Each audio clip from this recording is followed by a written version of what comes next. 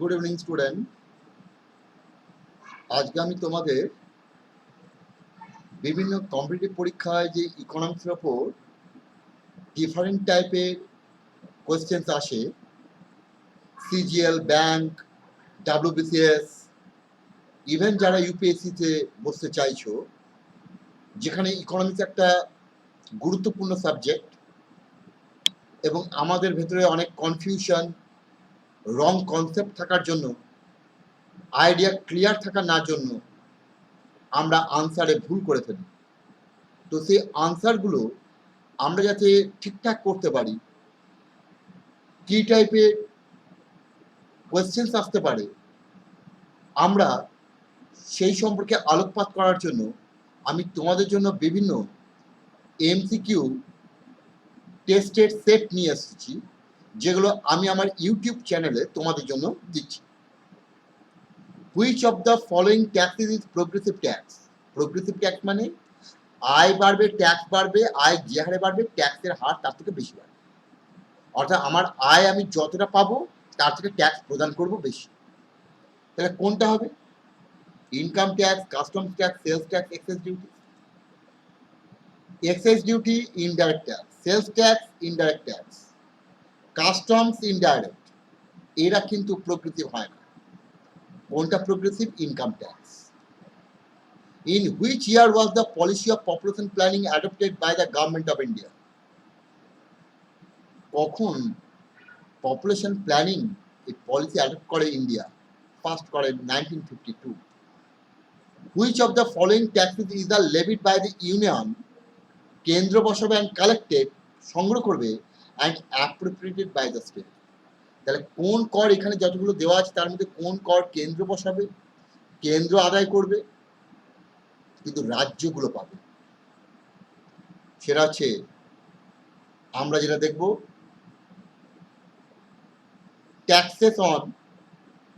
taxes on stamp duties, passenger and good tax, estate duty, taxes on newspapers. তাহলে stamp duties কেন্দ্র বসায়, collect করবে রাজ্য, ভোগ করবে রাজ্য।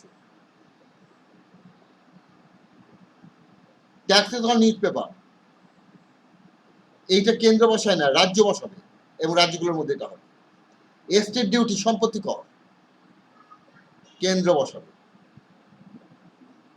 কিন্তু কালেক্ট করবে রাজ্য, ভোগ করবে রাজ্য। প্যাসেঞ্জার অ্যান্ড গুড ট্যাক্স, ট্রেনের মধ্যে যে ফেয়ার অ্যান্ড ফেয়ার কেন্দ্র বসায়, কেন্দ্র আদায় করে, রাজ্যগুলো ভোগ করে, সেটা হবে passenger and good tax. The terms TRIPS and TRIMs are related to, TRIPS হচ্ছে trade related intellectual property rights, TRIMs trade related investment management services. কার সঙ্গে এটা? কার চুক্তি? GATT, GATT গ্যাট।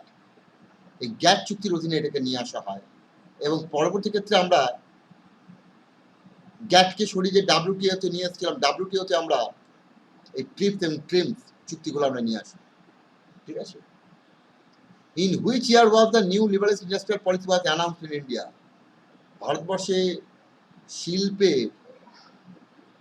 উদারীকরণ নয়া নীতি কখন ঘোষণা করা হয়েছিল? 1991, 24 July. During which 5-year plan was the annual growth rate of national income lowest? কোন 5-year প্ল্যানে গ্রোথ রেট সব থেকে কম হয়েছিল? আমরা এটা দেখব থার্ড 5-year প্ল্যান, কারণ পরপর দুটো যুদ্ধ আমাদের ফেস করতে হয়েছিল এবং আমাদের গ্রোথ রেট একদম তলানিতে চলে আসে, যেখানে এগ্রিকালচারের গ্রোথ রেট নেগেটিভ হয় এবং সেখানে আমাদের অ্যানুয়াল গ্রোথ রেট সব থেকে কম চলে এসেছিল। Chennai Committee of 1992 deals with the overhauling of our public sector undertakings, financial system, tax system, patents and copyrights. Chennai Committee আমরা জানি tax system. Economic planning is an essential feature of, প্ল্যানিংটা হচ্ছে most important feature of socialistic economy. Which among the following is an essential characteristics of mixed economy? Mixed economy মানে যেখানে সরকারি বেসরকারি দুজনেই পাশাপাশি অবস্থান করবে, অর্থাৎ coexistence of private and public sector. What is the value of goods and services produced in a country within a year called? তাহলে কোনো value of goods and service তৈরি হচ্ছে একটা দেশে বছরের মধ্যে, তাকে কি বলবো? National income at factor cost, net national output, net national product at market price, gross national product at market price. উত্তর হবে gross national product at market price. Which of the following deals with economic offences?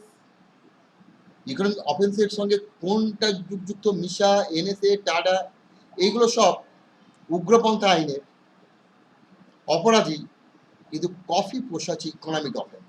কি?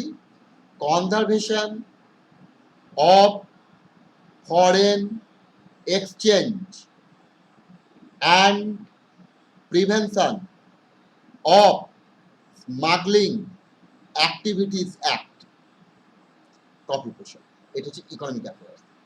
ঠিক আছে? Foreign এক্সচেঞ্জের এবং smuggling এই বিষয়ে বেআইনি কার্যকলাপকে দমন করার জন্য কফি পোষা। In India, inflation is measured by, ইন্ডিয়াতে ইনফ্লেশন মাপা হয় কিসে? Wholesale price index, consumer price index, urban non manual workers, consumer price index for agriculture workers, national income deflation. Generally আমাদের সর্বাত্মক অর্থাৎ সব থেকে রেলিভেন্ট ইনফ্লেশন মাপার জায়গা হচ্ছে ন্যাশনাল ইনকাম ডিফ্লেশন, যেটাকে বলা হয় জিএনপি ডিফ্লেটর। যেখানে আমাদের জিএনপি ডিফ্লেটর মানে নমিনাল ইনকাম আর রিয়েল ইনকাম এদের যে অনুপাত, তাকে বলি আমরা GNP deflator. Which of the following programs meets the credit needs of the poor women? গরিব মহিলাদের জন্য কোন প্রোগ্রাম তাদের ঋণের প্রয়োজনকে মেটায়? সেটা হচ্ছে Mahila Samriddhi Yojana. National income is the net national product at market price, net national product at factor cost, net domestic product at market price, net domestic product at factor cost. তাহলে ন্যাশনাল ইনকাম হবে net national product at market price, net national product at market price. Which of the following program aim at the promotion of savings among rural women? পরিষ্কার, সেটাও অবশ্য মহিলা সমৃদ্ধি যোজনা। তাহলে আজকে আমরা ইকোনমিক্সের ওপর কয়েকটি কোয়েশ্চেন্স নিয়ে আমরা আলোচনা করলাম, যেগুলো তোমাদের বিভিন্ন পরীক্ষাতে হেল্প করবে। তোমরা যদি ইন্টারেস্টেড থাকো, ক্লাসটা ভালো করে শুনবে, কোনো বক্তব্য থাকলে কমেন্ট বক্সে লিখে জানাবে। ইকোনমিক্স নিয়ে কোনো চিন্তা নেই, আমার ইউটিউবের ক্লাস দেখো, প্রচুর ক্লাস দেওয়া আছে। যদি পার্টিকুলারভাবে ক্লাস করার ইচ্ছে জাগে, আমার অনলাইন চ্যানেলে আমি ক্লাস নিই প্রাইভেটের ক্ষেত্রে, সেখানে তোমরা জয়েন করতে পারো। ভালো লাগলে শেয়ার করো, সাবস্ক্রাইব করো এবং বেলটাতে রিং করে রাখো, যাতে ক্লাস গেলে জানতে পারো। ওকে, থ্যাংক ইউ, গুড নাইট।